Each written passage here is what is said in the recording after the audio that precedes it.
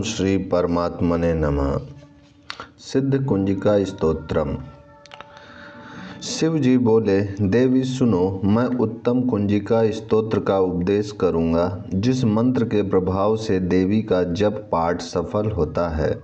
कवच, अर्गला, किल्क, रहस्य, सुक्ति, ध्यान, न्यास, यहाँ तक कि अर्चन भी आवश्यक नहीं है।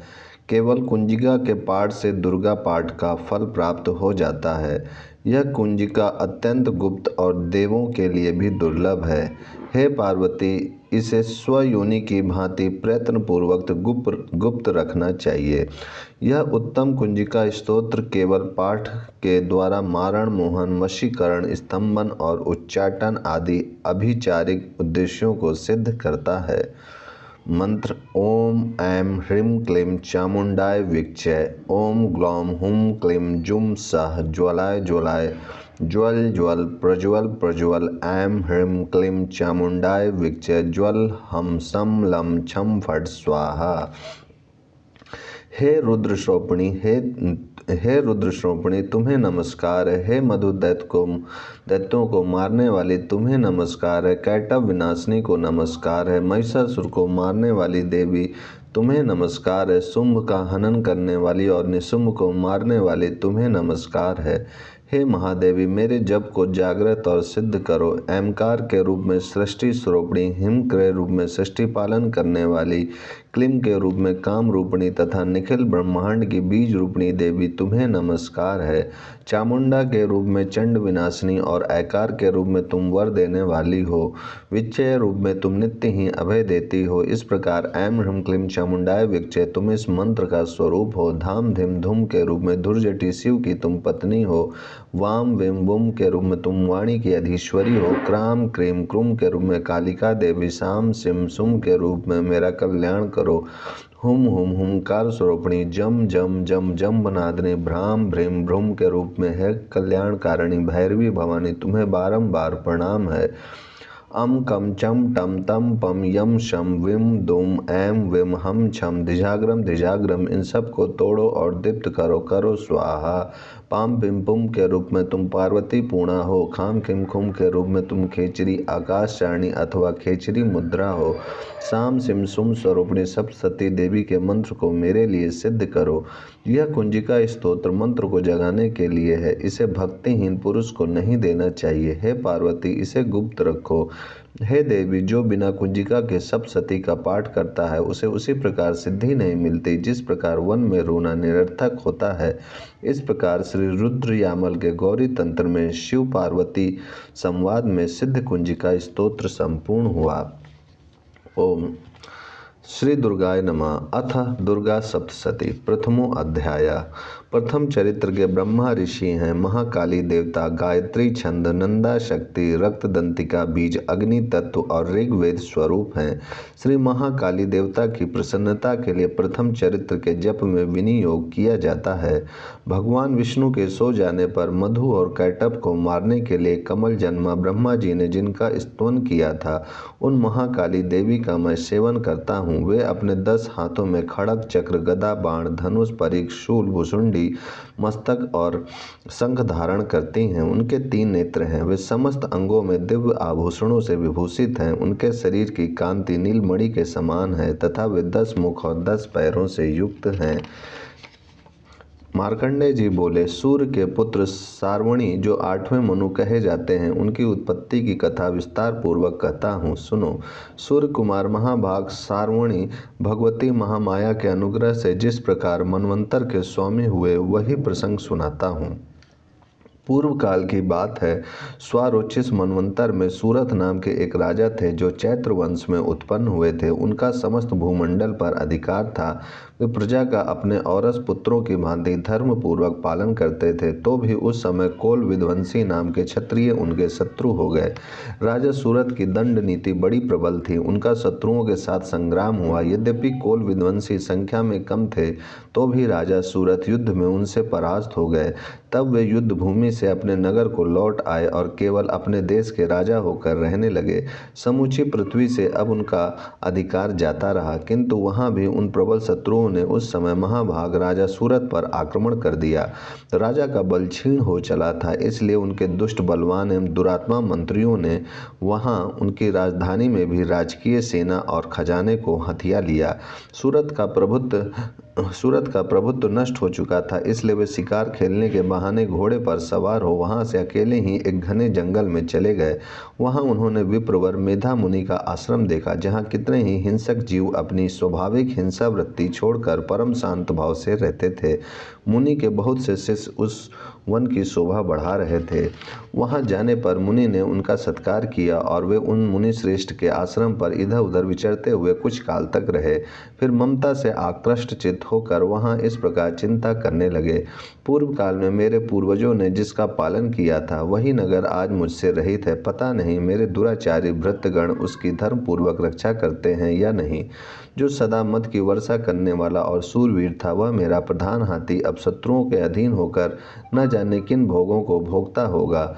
जो लोग मेरी कृपा, धन और भोजन पाने से सदा मेरे पीछे पीछे चलते थे, वे निश्चय ही अब दूसरे राजाओं का अनुसरण करते होंगे।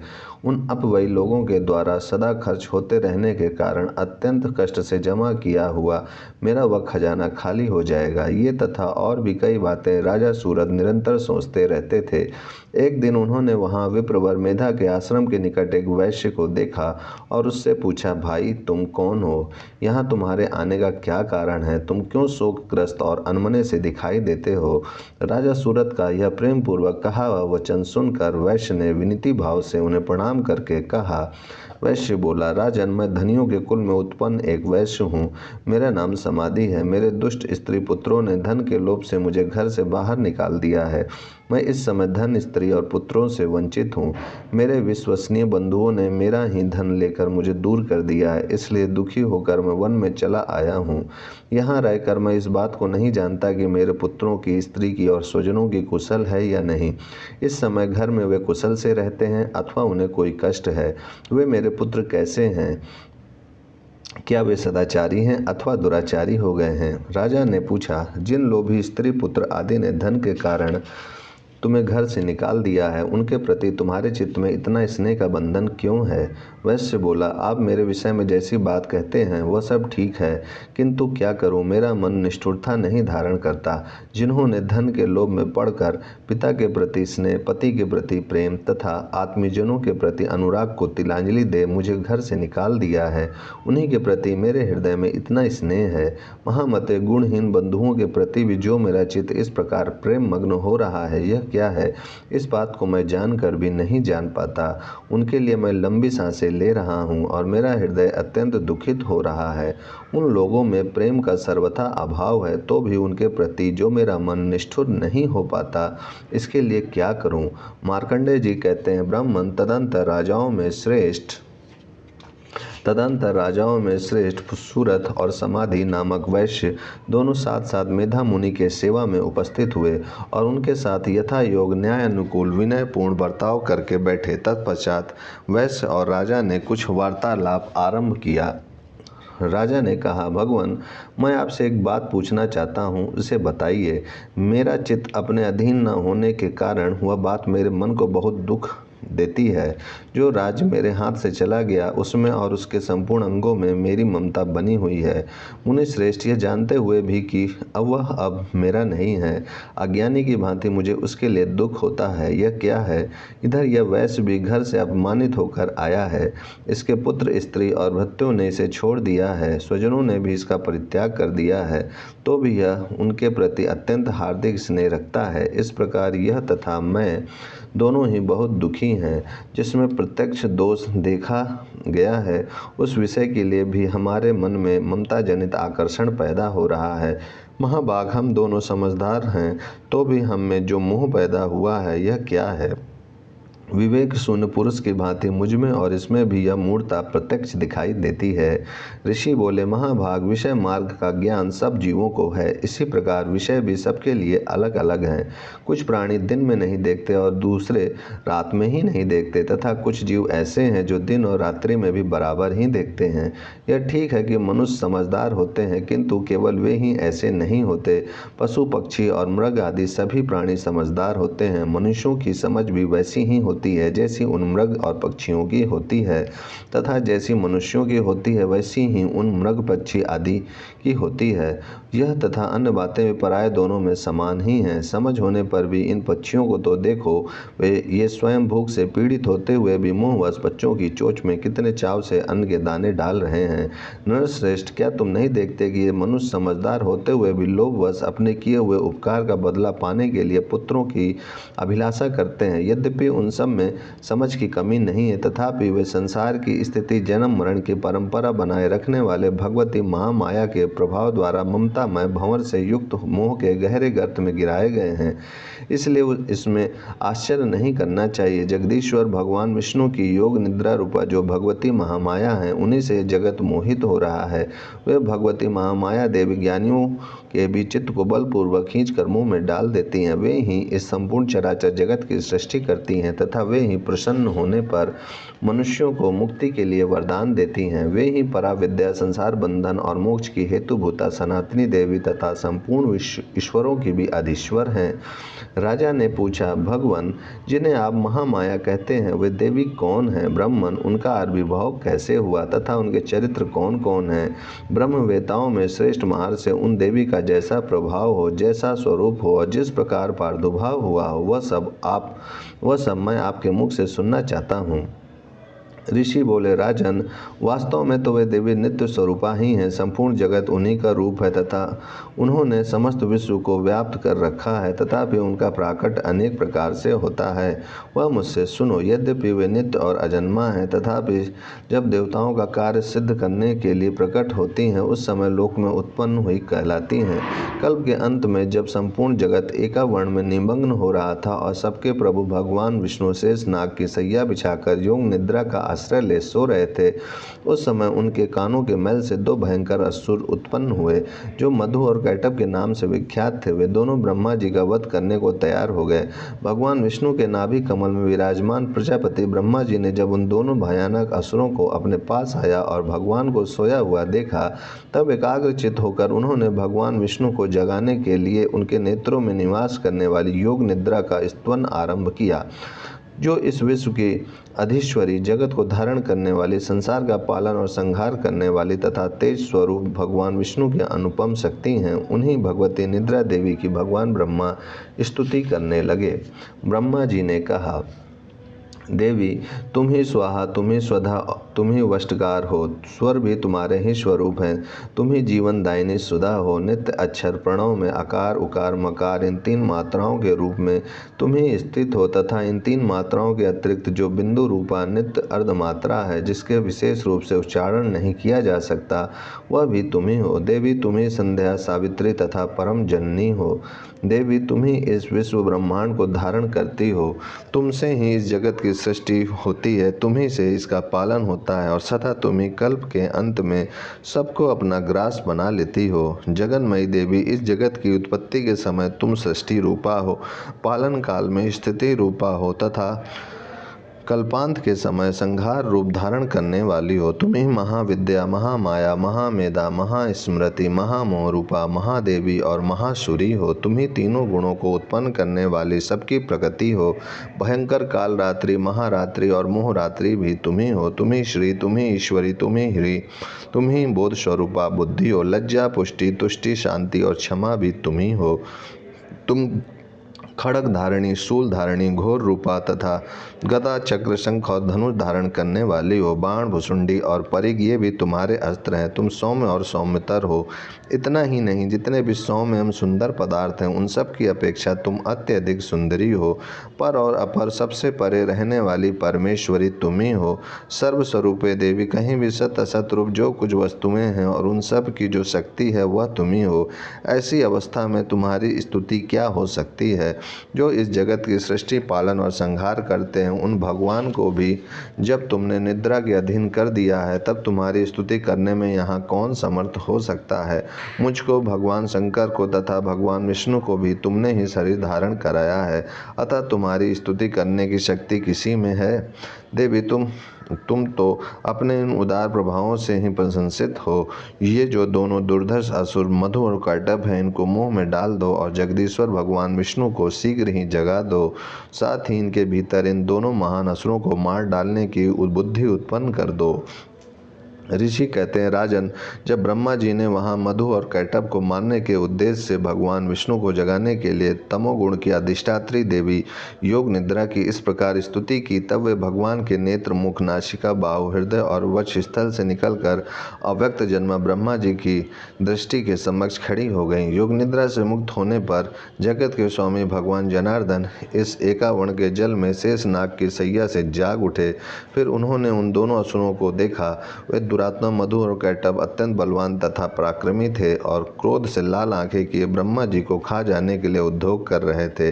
तब भगवान श्रीहरि ने उठकर उन दोनों के साथ 5000 वर्षों तक केवल बाहु युद्ध किया। वे दोनों भी अत्यंत बल के कारण उन्मत्त हो रहे थे। इधर महामाया ने भी उन्हें मोह में डाल रखा था।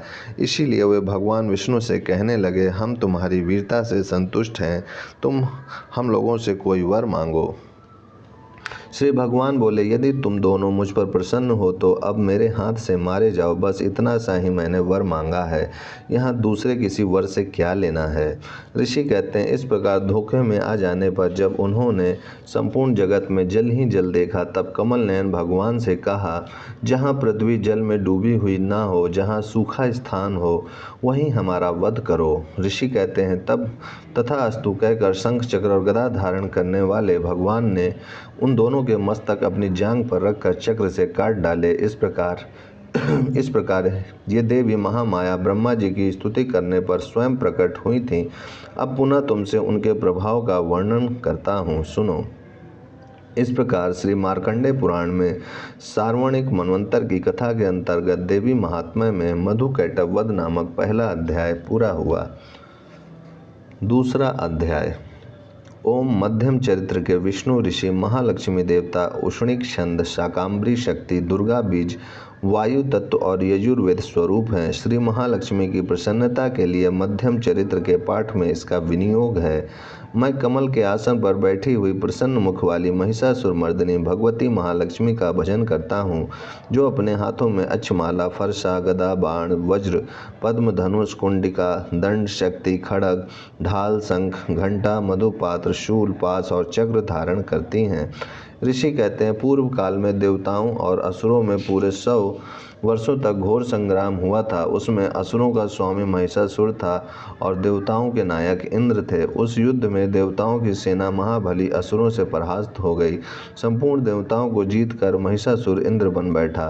तब पराजित देवता प्रजापति ब्रह्मा जी को आगे करके उस स्थान पर गए जहाँ भगवान शंकर और विष्णु विराजमान थे।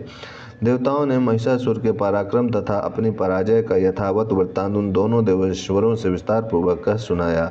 वे बोले, भगवान, महिषासुर सूर्य, इंद्र, अग्नि, वायु, चंद्रमा, यम, वरुण तथा अन्य देवताओं के भी अधिकार छीनकर स्वयं ही सबका अधिष्ठाता बन बैठा है।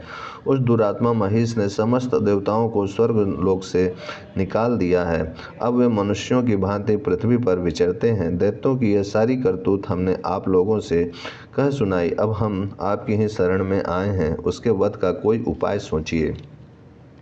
इस प्रकार देवताओं के वचन सुनकर भगवान विष्णु और शिव ने दैत्यों पर बड़ा क्रोध किया। उनकी भवें तन गईं और मुंह टेढ़ा हो गया। तब अत्यंत कोप में भरी हुई चक्र पांडिव श्री विष्णु के मुख से एक महान तेज प्रकट हुआ।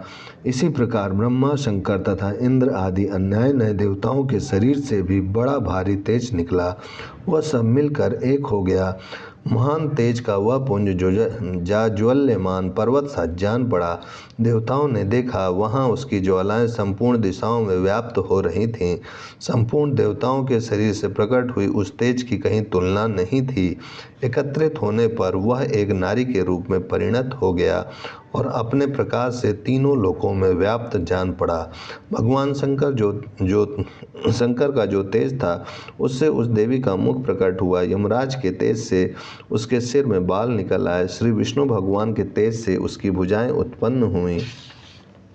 चंद्रमा के तेज से दोनों स्तनों का और इंद्र के तेज से मध्य भाग कटी प्रदेश का प्रादुर्भाव हुआ। वरुण के तेज से जंगा और पिंडली तथा पृथ्वी के तेज से नितंब भाग प्रकट हुआ। ब्रह्मा के तेज से दोनों चरण और सूर्य के तेज से उसकी अंगुलियां हुई। वसुओं के तेज से हाथों की उंगलियां और कुबेर के तेज से नासिका प्रकट हुई। उस देवी के दांत प्रजापति के तेज से और तीनों नेत्र अग्नि के तेज से प्रकट हुए थे। उसकी भवें संध्या के और कान वायु के तेज से उत्पन्न हुए थे। इस प्रकार अन्याय नए देवताओं के तेज से भी उस कल्याणमयी देवी का आविर्भाव हुआ।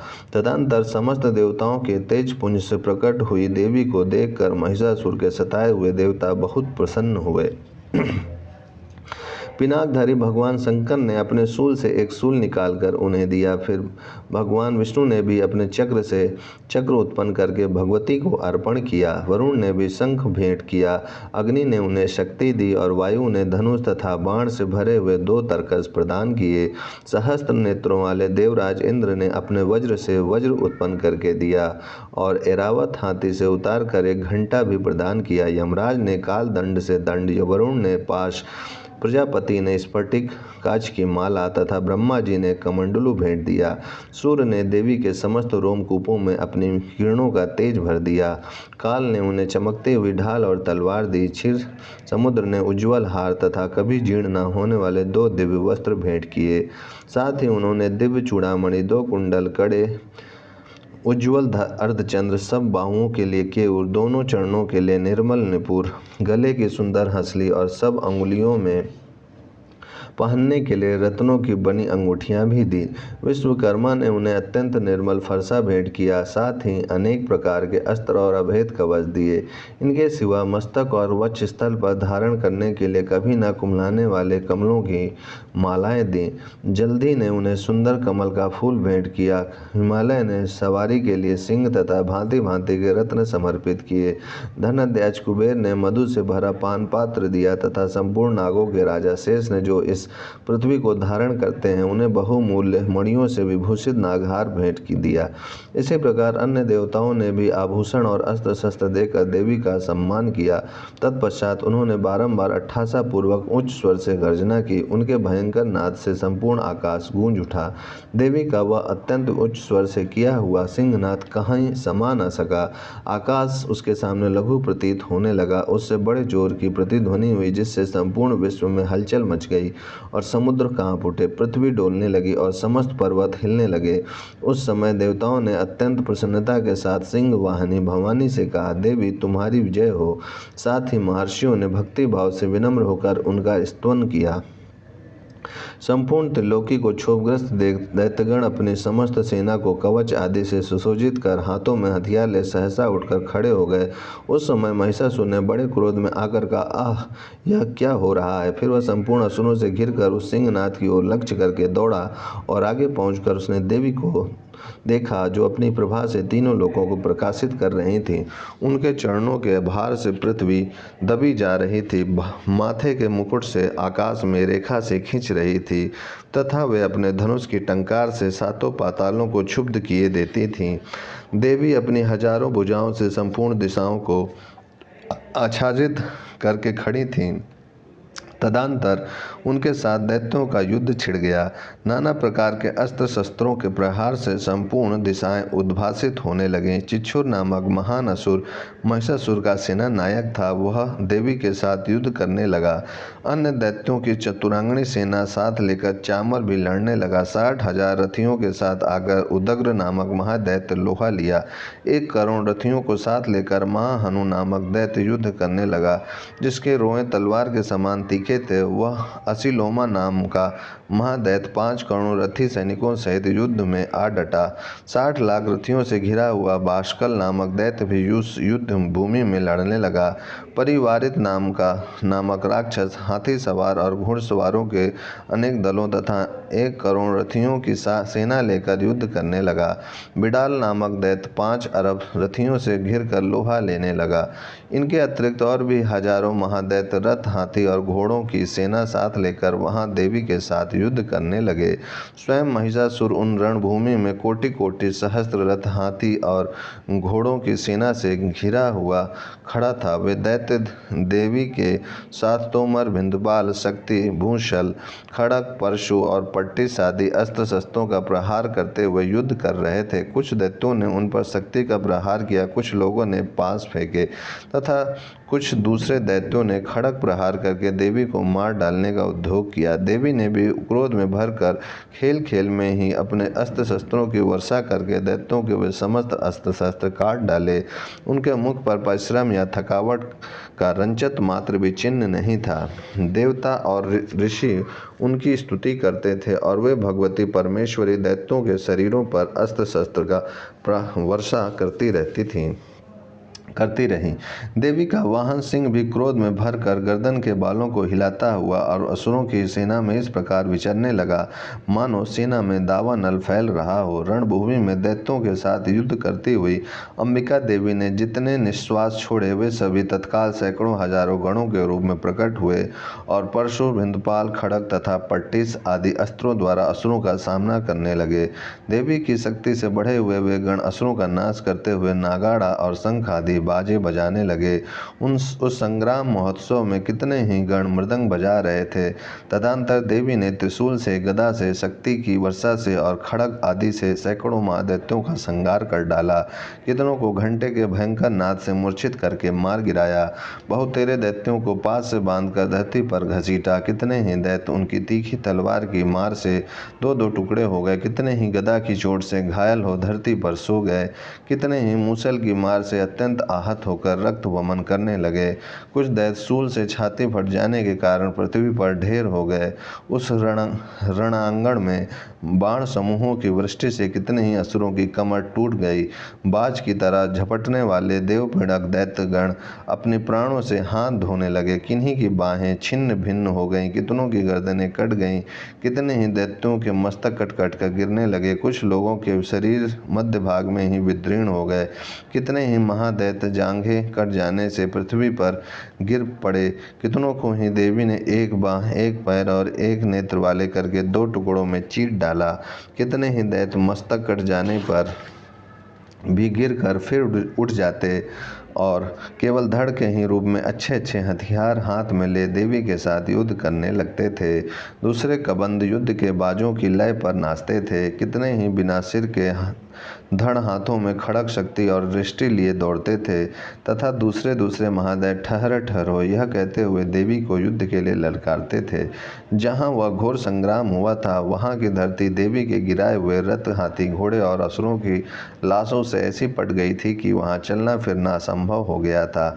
दैत्यों की सेना में हाथी, घोड़े और असुरों के शरीरों से इतने अधिक मात्रा में रक्तपात हुआ था कि थोड़ी ही देर में वहाँ खून की बड़ी बड़ी नदियां बहने लगीं। जगदम्बा ने असुरों की विशाल सेना को क्षण भर में नष्ट कर दिया। ठीक उसी तरह जैसे तृण और काठ के भारी ढेर को आग कुछ ही क्षणों में भस्म कर देती है।